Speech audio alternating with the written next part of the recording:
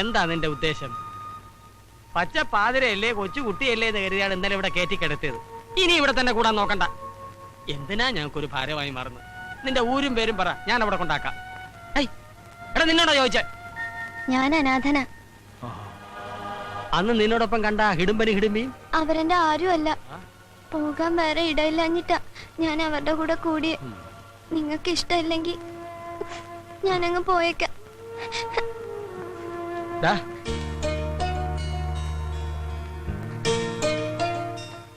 അനാഥനാണെന്ന് നീ പറഞ്ഞ സത്യമാണോ? ആരും ഇല്ലാത്തവർക്ക് എല്ലാവരും ഉണ്ടാവുന്ന ഒരു കാലം വരും മോനെ. അച്ഛൻ, അമ്മ, ജ്യേഷ്ഠൻ, അനിയൻ, അനിയത്തി, അങ്ങനെ എല്ലാവരും. മോനൊരിടത്തും പോണ്ട. അതെ, ആ പയ്യന് ഇവിടുന്ന് പറഞ്ഞുവിടാൻ വേറൊരു പണിയുണ്ട്. എന്താടാ? രാത്രി ഉറങ്ങുന്നതിന് മുൻപ് പുഴുങ്ങിയ താറാമുട്ടയും ചാളയും കൂടെ വായിലിട്ട് ചവച്ചിരച്ച് നനഞ്ഞ തുണി കൊണ്ട് വായ മൂടി കെട്ടിക്കിടന്ന് ഉറങ്ങുക.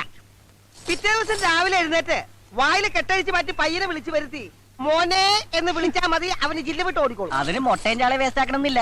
പിന്നെ നീ ആ പയ്യനെ വെറുതെ അടുത്ത് വിളിച്ചിരുത്തി മോനെ എന്ന് വിളിച്ചാ മതി. പിന്നെ ആ പയ്യൻ തട്ടിപ്പോണ്ട് നോക്കണം.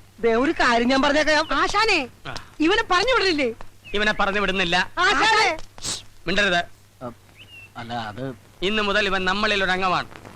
ഞാൻ ഒന്നും കാണാതെ ഒരു കാര്യം തീരുമാനിക്കില്ല എന്ന് അറിയാലോ. ആശാനെ, എങ്കിലും എങ്കിലും പങ്കിലും ഒന്നുമില്ല.